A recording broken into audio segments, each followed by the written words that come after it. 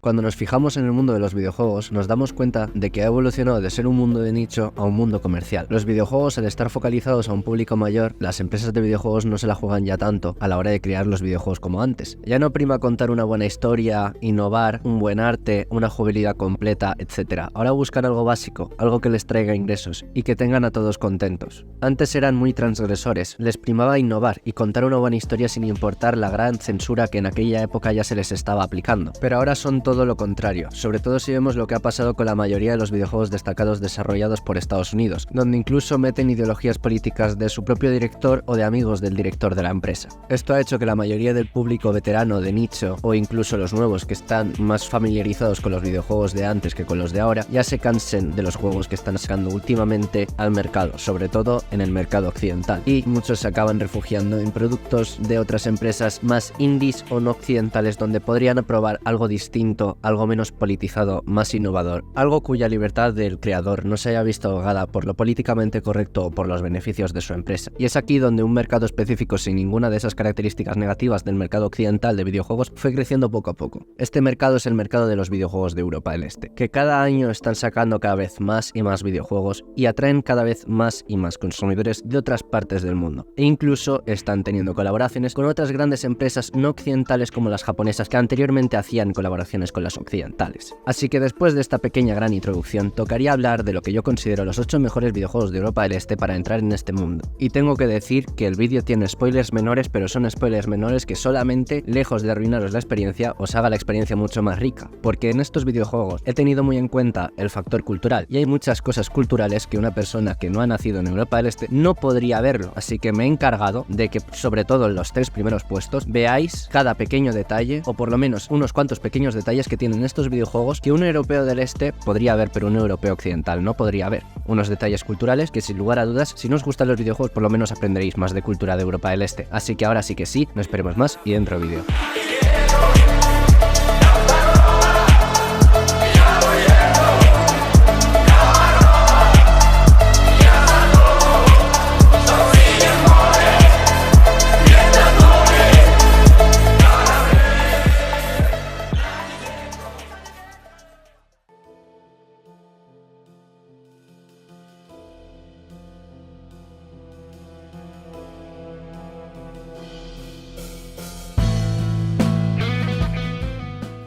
Comenzamos el último puesto con The Medium. The Medium, creado por la empresa polaca The Bluebird Team, la encargada de sacar del futuro Silent Hill 2, es un videojuego de terror psicológico ambientado en la Polonia postcomunista, en 1999. En él encarnamos a Marianne, una medium cuyo origen de poder desconoce, pero solo sabe que puede ayudar a los muertos a encontrar el descanso final. Cierto día recibe la llamada de una persona misteriosa que le promete revelarle el origen de sus poderes si accede a reunirse con él en el resort de los trabajadores de Niva, un resort abandonado desde la época comunista y en el que años atrás había ocurrido la masacre de Niva. A partir de aquí el jugador debe de ayudarla a resolver una serie de puzzles de misterio sobre el complejo vacacional, descubrir la historia del resort, sobre la masacre y también la identidad de la persona que le había llamado con la promesa de darle respuestas a los misterios sobre sus poderes. El juego es muy interesante, tiene algunos fallos, pero detalles también bastante curiosos como la doble pantalla, donde el jugador puede ver la diferencia entre el mundo real y el espiritual, puede ver lo que está viendo Marianne y lo que veríamos nosotros en caso de estar con ella. A pesar de todo, tiene críticas muy dispares, y aunque a mí no me llega a gustar mucho esta clase de videojuegos de puzzles y de cámara fija, sí que he podido apreciar mucho sobre todo la ambientación que hay detrás, una ambientación muy post-soviética. A pesar de que Polonia no pertenecía a la URSS, tenía una arquitectura y un ambiente que heredaba sin lugar a dudas del país que lo estaba financiando en el Pacto de Varsovia. Entonces, si jugáis al juego vais a poder ver una estética. Si os encanta la estética de la arquitectura soviética, sin lugar a dudas imaginaros un juego en el que estáis en la arquitectura soviética, en edificios soviéticos, rodeado de fantasmas y de misterios y sobre una masacre de un resort de trabajadores comunistas. Además que también viene muy bien jugar a este juego para saber más o menos por dónde va a ir Silent Hill 2 Remake, ya que son los mismos creadores que el futuro Silent Hill 2 Remake y la banda sonora es el mismo compositor que Silent Hill 2, el original, Akira Yamaoka. Así que en el puesto 8 iría el videojuego polaco The Medium.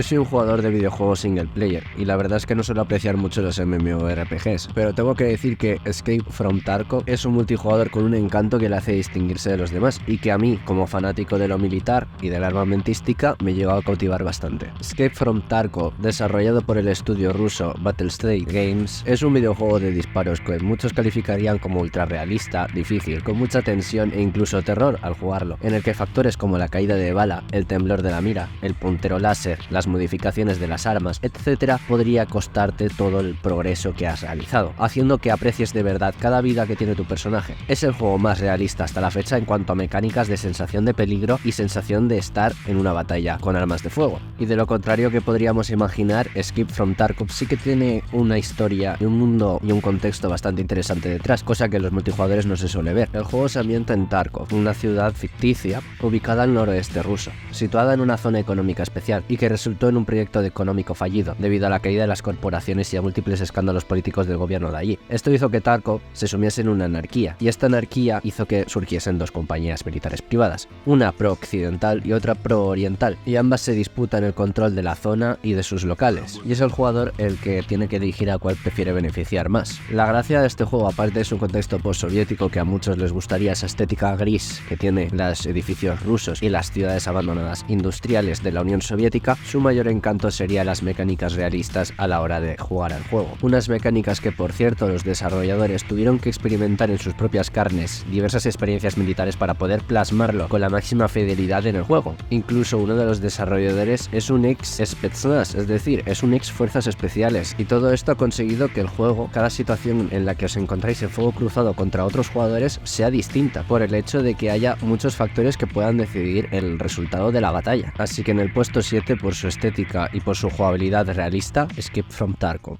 The service of God, obedience, and endurance of all discomfort. Y en el puesto sexto tendríamos Kingdom Come Deliverance, desarrollado por el estudio checo Warhorse Studio y dirigido por el mismo director de Mafia 1, Daniel Vavra. Kingdom Come Deliverance es un RPG histórico medieval bastante realista que, al igual que el anterior juego, busca plasmar la máxima realidad de lo que podía haber sido vivir en la Bohemia del siglo XV. En este juego encarnamos al hijo del herrero de Skalitz, una aldea que está en Chequia Occidental y que sufrió una dura invasión por parte de los húngaros a la hora de atacar Bohemia, y nuestro personaje sería de los pocos supervivientes y refugiados debido a esta batalla, que se refugiarían a otras aldeas cercanas y que en el caso del protagonista buscaría venganza contra los húngaros. Y nosotros como jugadores tendríamos que decidir el curso de la vida de nuestro protagonista, que en este caso se llama Henry. Este juego os lo recomiendo porque, como dice su propio director, Daniel Vavra, él buscaba desarrollar un juego realista medieval que fuera una reacción contra todos los juegos RPG medievales que no podían despegarse de la fantasía. En Kingdom Come Deliverance nos encontraríamos con factores como el sueño, el hambre, la enfermedad, el estado de las armas, la higiene, las armaduras, los ropajes, el estado de la comida, etcétera, que lo que busca es darle una máxima sensación de realismo al jugador para poder presenciar lo que era vivir en la época medieval y cómo fue de manera realista y para nada idealizada sufrir en tus propias carnes, ser un refugiado y perder literal toda tu vida por una guerra hereditaria. El juego plasma a la perfección lo que es el racismo, la xenofobia, el odio entre naciones, el odio entre religiones, la pelea entre cuál papa es el legítimo, porque en aquella época había dos papas, y también desmiente bastantes mitos sobre la época medieval, uno de ellos sobre la poca higiene que tenían los europeos en aquella época, cuando es mentira, y en el propio juego te lo representan con que hay una mecánica que es poder ir al baño. Incluso en cierta parte aparece la Santa Inquisición, que todo el mundo habla mal de la Santa Inquisición como si fuesen cazadores, no se dan cuenta que es un mito que pusieron los protestantes anglicanos para meterse con el catolicismo en Europa, y en verdad en el juego te representan la Santa Inquisición como fue. La Santa Inquisición era un grupo de personas normales y corrientes, comunes, con sentido común, con sus propias vidas, que se limitaban a aplicar la ley del catolicismo en los países católicos, y la verdad es que ahí te muestran incluso cómo eran los propios juicios. Los propios juicios de la Santa Inquisición católica tenían muchas más garantías que los juicios que te podían someter en lo civil en aquella época. De hecho, de todos los acusados de herejía o brujería, muy pocos acababan siendo castigados a pena de muerte. Lo normal es que se te castigase a hacer una penitencia o un peregrinaje.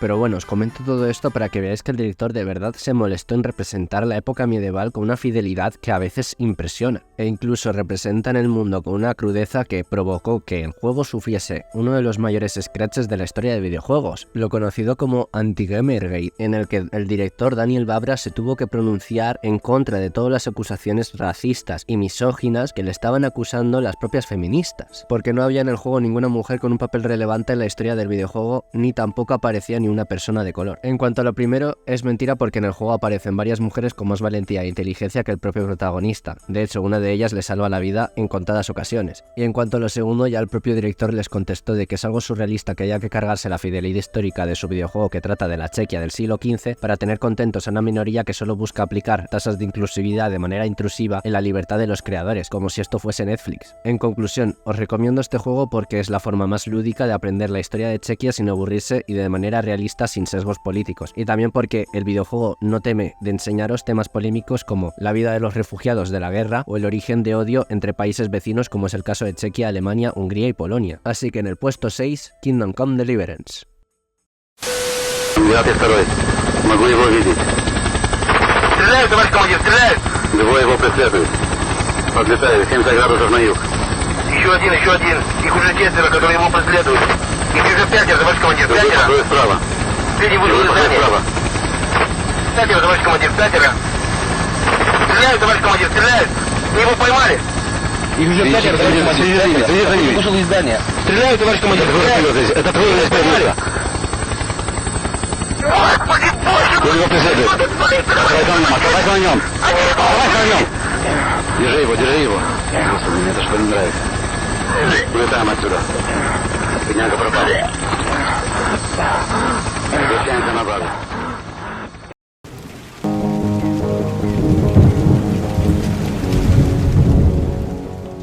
El vídeo que acabáis de presenciar es el anuncio de una saga de videojuegos muy conocida entre los jugadores de PC más veteranos, y estamos hablando de la saga Stalker, una saga que desde 2007 lleva sacando juegos. Stalker es un RPG survival horror en primera persona desarrollado por el estudio ucraniano Guest Game World, y el juego transcurre en Ucrania, en concreto en las afueras de Chernobyl y Pripyat, en un contexto donde sucede un supuesto segundo desastre nuclear en ese mismo lugar, y en el que encarnamos a un Stalker, que en el mundo de este videojuego un Stalker no es una persona que acosa a otra persona, sino que es un individuo que le encargan encontrar ciertos objetos de valor en zonas de peligro muy alta, normalmente zonas con una radiactividad mortal y que se requiere una preparación previa muy exigente que pocas personas podrían llevar a cabo o pocas personas tendrían la valentía de entrar en estos lugares. El protagonista como Stalker a lo largo del juego se enfrentará a algunas situaciones adversas como el encontrarse con diversos militares en la zona, otros Stalkers enemigos e inclusive aquí es donde tendríamos que hacer uso de nuestras herramientas de Stalker,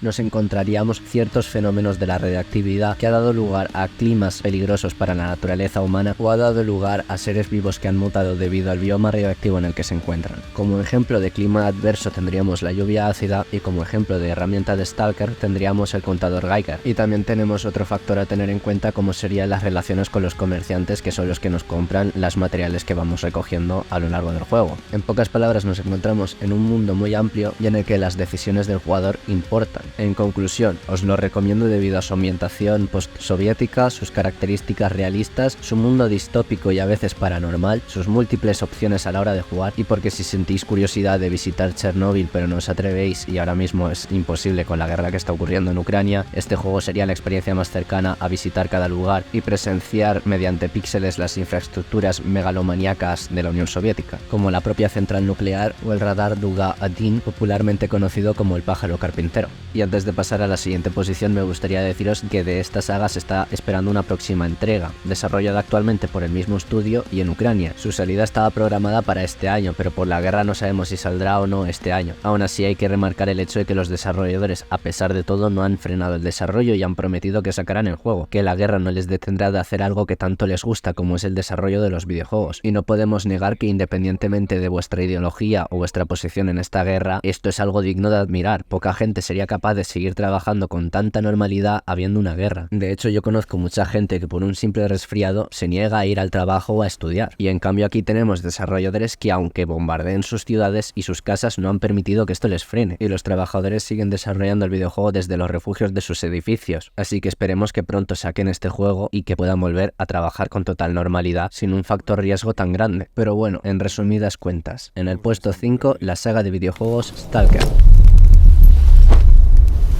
Удачной охоты, сталкер.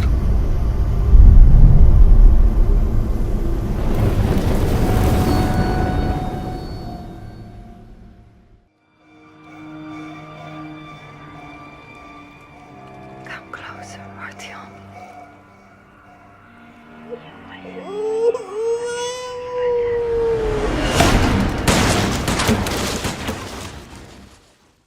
Y en el cuarto puesto tenemos otra saga de videojuegos. Esta saga es la saga Metro, que tiene 3 videojuegos single player de disparos en primera persona y desarrollado por el estudio ucraniano 4A Games, fundada por algunos desarrolladores del videojuego Stalker. Esta saga suele ser considerada como la familiar lejana de la saga Stalker, así que muchos que te recomiendan Stalker también te recomiendan el videojuego Metro. Y si la posiciono más arriba de Stalker es por el hecho que el mundo de Metro está basado en una saga de libros que he leído y os recomiendo mucho, como es la de Metro 2033, 2034 y 2035, escrita por el autor ruso Dmitry Glukhovsky. Y en este mundo nosotros encarnamos a Artyom, un huérfano de 25 años que no recuerda apenas cómo era la vida en la superficie cuando él era un niño, y mucho menos recuerda la cara de su madre que murió al poco de empezar la vida en el subsuelo. Debido a estos factores, Artyom desarrolló un interés muy grande en conocer cómo era la vida en la superficie, cómo era la vida más allá de lo que era su oscura estación, pues la gente ya llevaba 20 años viviendo abajo en el metro, y Artyom no tendría la capacidad de moverse entre estación a estación hasta que ocurrió cierto acontecimiento. Este acontecimiento es el surgimiento de los Homo Nobis, unos seres vivos que como los humanos han evolucionado para adaptarse en la vida de la superficie y que están amenazando con acabar con la vida humana que está viviendo en el metro, entrando por la estación de metro de Artyom. Por esto Artyom debe de viajar a la estación central del metro de Moscú para conseguir que todas las estaciones se coordinen y acabar con la amenaza externa, y nosotros como jugadores tendremos que acompañar a Artyom en todo este viaje, conociendo mucho mejor el metro y su gente, encontrándonos con toda clase de personas y de estaciones, de formas de vivir y de organizarse, que se han desarrollado a lo largo de 20 años de vivencia en el subsuelo, y de las cuales se resaltan 3 grupos de estaciones que han desarrollado una forma de gobernar de las 3 naciones de la Segunda Guerra Mundial, comenzando por la línea roja de Moscú, que ha desarrollado un gobierno stalinista presidido por el secretario general Moskvin, por la línea de circunvalación del metro de Moscú, gobernado por la Hansa, un gobierno que imita a los Estados Unidos de Roosevelt y cuyo nombre se origina de la Liga Hanseática de comerciantes alemanes que vivían a lo largo del mar Báltico, y por último las estaciones de Chekhovskaya, Tverskaya, Pushkinskaya, renombradas por el gobierno de allí como Schillerovskaya, Hitlerovskaya, Pushkinskaya, y cuya unión de las 3 se conoce como el Cuarto Reich, fundado por miembros de Unidad Nacional Rusa. Y la primera y la tercera coalición de estaciones andan en una guerra constante, y es nuestra misión coordinarlas todas para que se enfrenten contra una amenaza exterior. Pero bueno, en pocas palabras conoceremos un mundo postnuclear que nos demostrará que a pesar de una guerra nuclear y una amenaza externa mayor, la naturaleza del ser humano siempre le hace seguir queriendo pelear para sobrevivir y para imponer sus ideas de una vida perfecta a los demás. Así que, en resumidas cuentas, os recomiendo este juego porque nos enseña un mundo gris, nos enseña un mundo en el que la gente mala tiene las de sobrevivir y la gente buena tiene las de morir, y obviamente porque trata del metro de Moscú y también de muchos de sus misterios dentro de este, como el famoso Metro 2. Así que en el puesto 4, la saga de Metro. Of being there, of walking the streets of the future is really going to be breathtaking. You're breathtaking. You're all breathtaking.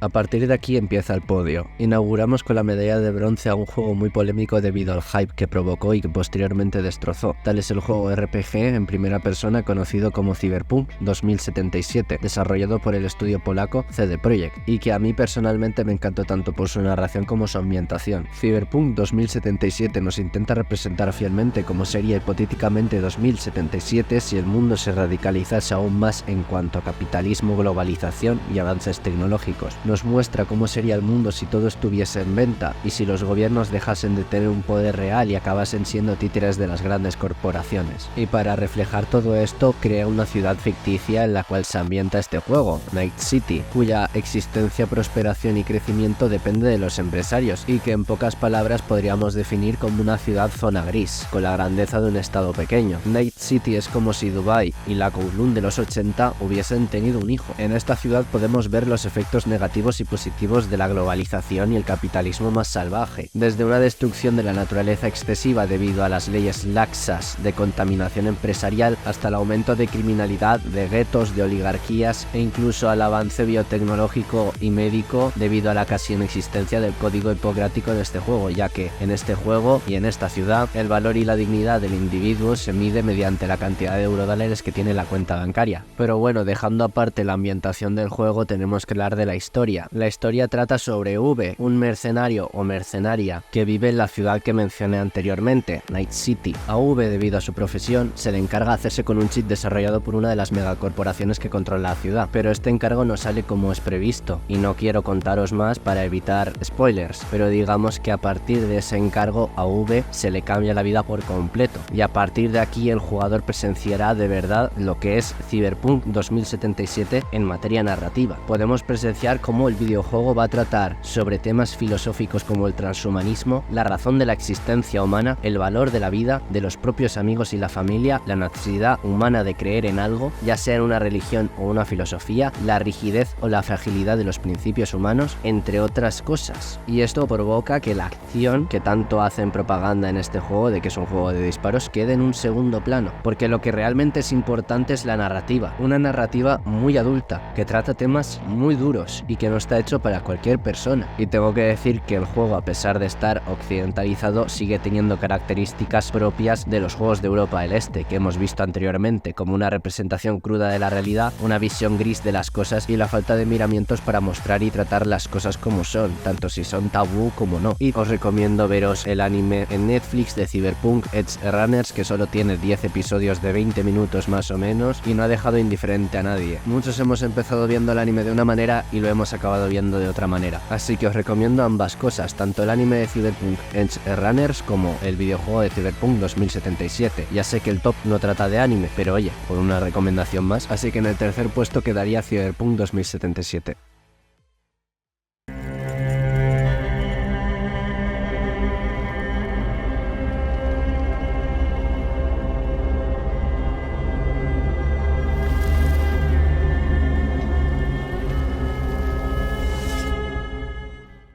Y en el puesto de plata, Atomic Heart. Atomic Heart es un shooter en primera persona desarrollado por el estudio ruso Moonfish, y en él encarnamos a el Spetsnaz mayor Sergei Nechayev, y como Spetsnaz estamos al servicio del científico Dmitry Sechenov, responsable de todos los inventos soviéticos que existen en este videojuego. Al estar al servicio de este científico nos toca arreglar algunos de los problemas que están dando sus inventos, sobre todo la inteligencia artificial que ha inventado, conocida como Collective, responsable de controlar a todos los autómatas del juego. Como jugadores tendremos que acompañar en esta aventura a nuestro protagonista, visitar diferentes instalaciones científicas y descubrir secretos y experimentos que nuestro jefe estaba llevando a cabo, que nos harán incluso cuestionarnos nuestro propio objetivo y naturaleza. Y no quiero hacer spoiler de la historia, además de que es un juego recién sacado, no muchas personas lo han jugado, pero digamos que no tiene una historia que supera a Cyberpunk 2077, pero sí que tiene un ambiente y un contexto que lo ha llevado a conformar el segundo puesto. Este juego, en comparación a todos otros juegos que han salido en este top, sin lugar a dudas es el que más cultura popular soviética tiene y en el que más vais a aprender de esta cultura. De todos los juegos que han salido y el siguiente que va a salir en el top, este es, sin lugar a dudas, si queréis conocer justo la cultura popular soviética, este es el que tenéis que elegir, de manera definitiva. Yo os he prometido mencionaros cosas culturales que solo los que hemos nacido en los países postsoviéticos hemos podido ver y apreciar de este videojuego, porque este videojuego, a pesar de que está abierto al público occidental, sobre todo aquellos que les gusta BioShock, porque tiene una semejanza muy grande con el otro juego estadounidense. Sin lugar a dudas tiene guiños y cosas culturales que solo nosotros lo hemos podido apreciar y que os voy a mencionar ahora. Para mencionar algunas cosas culturales debemos empezar sobre todo por las canciones del juego. La banda sonora, como la propia radio del coche del protagonista, tiene un montón de canciones de cantantes de la época soviética como Viktor Tsoi, Alla Pugacheva, María Pajomenka, Simlianie, entre otros. De hecho, hasta la propia música del videojuego son samples de música soviética hechos por el mismo compositor de Doom Eternal. Os pongo un ejemplo para que podáis apreciarlo.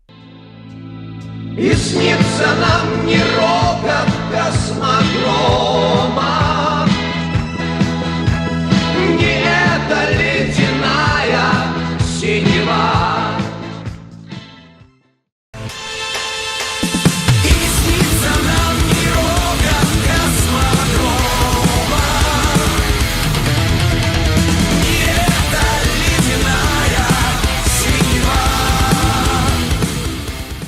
Otras cosas como referencias culturales son los propios dibujos que salen en múltiples televisores dentro de las instalaciones científicas. Estos dibujos conforman la infancia de muchas personas soviéticas y postsoviéticas. El famoso dibujo se llama No Pagadi y de hecho hasta el propio juego hace referencias constantes a algunos sucesos de este dibujo. E incluso algo tan simple como un cigarrillo, porque el protagonista fuma al igual que muchos protagonistas de otros juegos de Europa del Este, el cigarrillo que está fumando es un cigarrillo muy famoso, sobre todo en la URSS debido a que es barato, conocido como Vilomor Canal, y que a día de hoy en estos países, repúblicas soviéticas, se sigue fumando. Y pues estos detalles son cosas que ha hecho que muchos que somos de Europa del Este disfrutemos jugándolo. Además que el propio juego tiene diversos juegos de palabras en el idioma original, en ruso, que solo tienen gracia obviamente si sabes ruso, que al traducirlo al inglés o al español pierde toda la gracia, pierde todo su significado, como el apodo del protagonista, P3, que en ruso se lee como Petri, y hace referencia a una placa utilizada para realizar experimentos, un apodo que luego cuando la historia se vaya desarrollando tendría todo el sentido. Otro juego de palabras sería el nombre del brazalete que lleva él, que en inglés lo llamaron Charles, pero su nombre real en ruso es Hras, un juego de palabras que hace referencia a dos nombres. El primero sería Hranitil Snani, que se traduce como guardián del conocimiento, y el segundo y más importante para la trama, y que solo podríais conocerlo si sabéis declinar los nombres en ruso, tal nombre sería como Hariton Saharo, que en declinación acusativa sería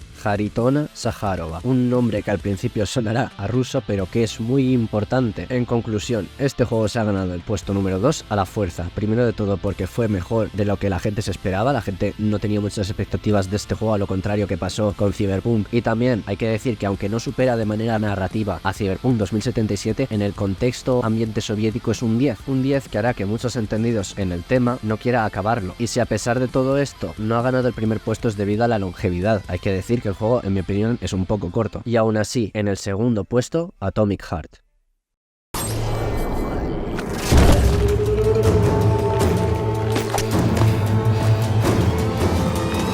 What are you doing? Killing monsters.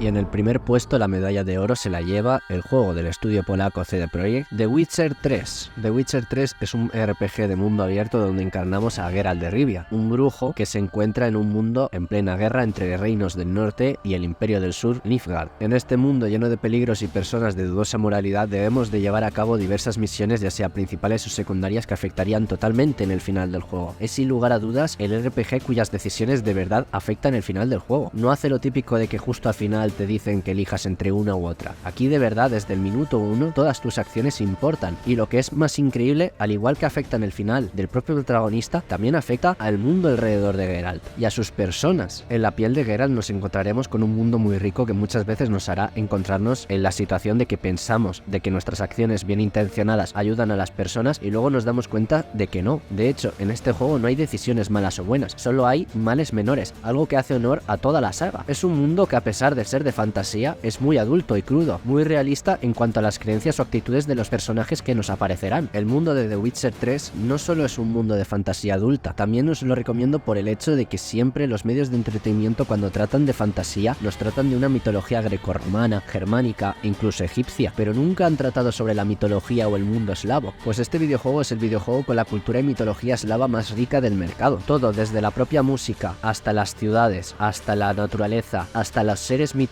científicos que salen, todo forma parte de los países eslavos y de su cultura. El mundo de The Witcher 3 es como pasear en un mundo donde están todas las características culturales que compartimos los países eslavos, y de hecho os recomiendo jugarlo en el doblaje original, que es en polaco, para poder tener una inversión mucho mayor del mundo eslavo. Yo cuando lo jugué, yo no podía jugarlo en inglés, porque me daba la sensación de que en un mundo eslavo, con su cultura eslava, no concordaba para nada el idioma anglosajón. Y aunque se llame The Witcher 3, a pesar de que sea el tercero de una trilogía de videojuegos, os digo que podéis jugar tranquilamente al tercer juego y disfrutaréis mucho. De hecho, yo empecé por esta entrega del juego, y fijaos que si me gustó tanto que acabé leyendo los 9 libros en los que se basa este juego, porque sí, el juego está basado en una saga de libros del famoso escritor polaco Andrzej Sapkowski, y de hecho los 3 videojuegos son la continuación de la saga de libros. Y sí, la serie de Netflix donde sale Henry Cavill, llamada The Witcher, también está basada en estos libros, pero para mí, lamentablemente, no me gustó nada. Y digo lamentablemente porque yo ya venía leído de los libros de antes, entonces yo ya sabía todo lo que iba a tratar la serie, y al ver cómo lo adaptaron cada vez peor, porque cada temporada que pasaba peor estaba adaptado, no lo disfruté nada, porque no era nada fiel a la historia original, ni en la personalidad de los personajes, ni en los sucesos, ni en la cronología. No llegaba a la calidad de los libros para nada, y tenía la sensación constante que los directores estadounidenses le estaban faltando el respeto a la obra de Sapkowski y a la cultura polaca. Una obra que, por cierto, se considera de las mejores de la literatura polaca y se considera como el Quijote polaco. E imaginaos si es valiosa que hasta el gobierno polaco hizo regalos diplomáticos que consistían en los libros y en los propios videojuegos de la saga del brujo. De hecho, el The Witcher 3 ganó el Game of the Year, el GOTY, el premio más importante del mundo de los videojuegos, que solo se le otorga una vez al año al mejor videojuego del mismo,